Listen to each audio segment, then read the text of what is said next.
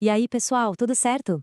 Hoje a gente vai mergulhar em um dos direitos sociais mais importantes e, com certeza, mais debatidos da nossa Constituição. O artigo 9º, que é aquele que garante o direito de greve. Uma ferramenta que é fundamental para os trabalhadores, mas que vira e mexe gera muita discussão. Vamos entender como ele funciona? Para a gente ter uma ideia do tamanho da importância do artigo 9º, a gente precisa dar uma olhada no passado. E olha, a mudança é a de cair o queixo. Na Constituição de 1937, a greve era vista como algo ruim, quase um crime, prejudicial para todo mundo. Aí, pouco mais de 50 anos depois, a Constituição de 88 chega e faz uma verdadeira revolução. Ela eleva a greve ao status de direito fundamental. Então, tá.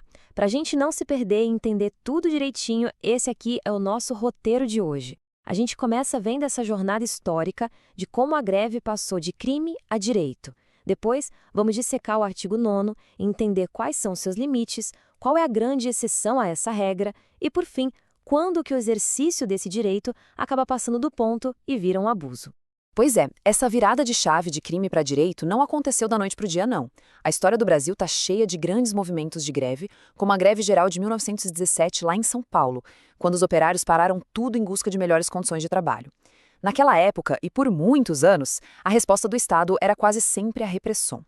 A lei foi mudando bem devagar, passando por fases em que a greve era totalmente proibida, até que finalmente foi reconhecida como um direito legítimo.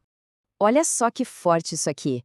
Esse trecho da Constituição da época, nossa, ele diz tudo sobre como se pensava. O texto oficial tratava a greve como uma inimiga do progresso, uma ameaça ao país.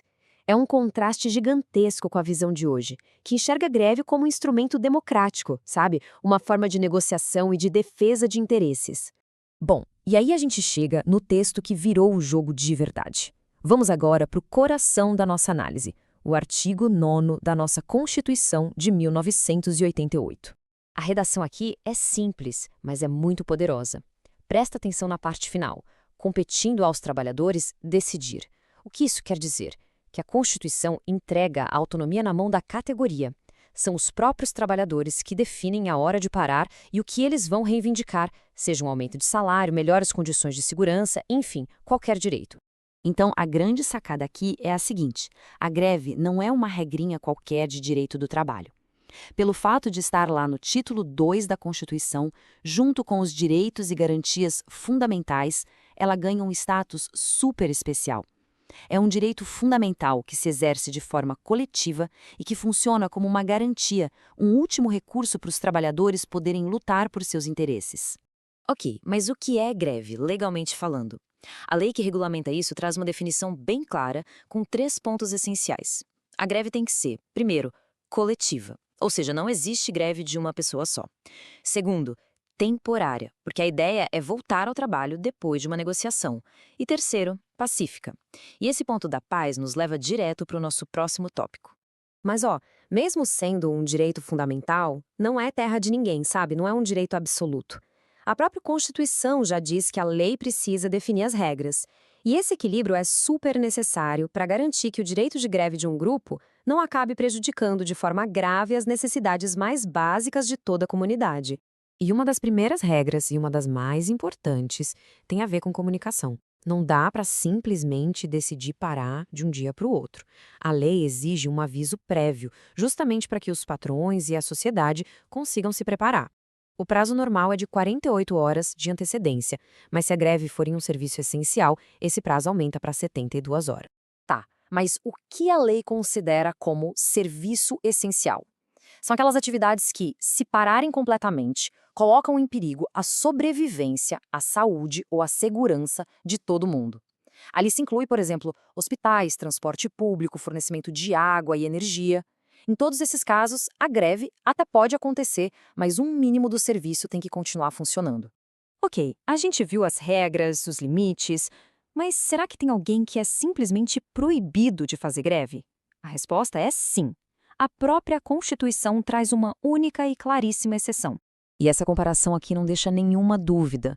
Enquanto o artigo 9º garante o direito de greve para os trabalhadores de forma geral, lá no artigo 142, a Constituição proíbe com todas as letras a greve e também a sindicalização para os militares das Forças Armadas.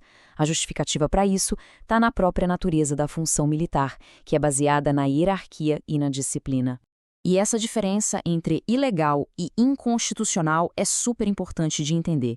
Pensa assim. Uma greve de professores, por exemplo, pode ser declarada ilegal pela Justiça se eles não cumprirem alguma regra da lei, como o aviso prévio. Mas só a greve dos militares é que pode ser chamada de inconstitucional, porque a proibição vem direto do texto da Constituição. Faz sentido, né? A Constituição também deixa bem claro o seguinte: abusar desse direito tem consequência. Os responsáveis pelos abusos cometidos numa greve respondem por eles na forma da lei. Mas, na prática, o que é que configura um abuso? Vamos ver uns exemplos. Então, quando que o direito vira abuso? Basicamente, quando a greve deixa de ser pacífica ou quando começa a atropelar outros direitos fundamentais, como o direito de ir e vir de quem não quis parar ou o direito à propriedade. Atos de violência, depredação ou mesmo desobedecer uma ordem da justiça para voltar ao trabalho, tudo isso é considerado abuso e pode gerar punições. Ok, mas e o outro lado? Se o trabalhador pode cruzar os braços, o patrão pode fechar a empresa para pressionar? A resposta é um sonoro não. Essa prática tem nome, é lockout e ela é proibida por lei.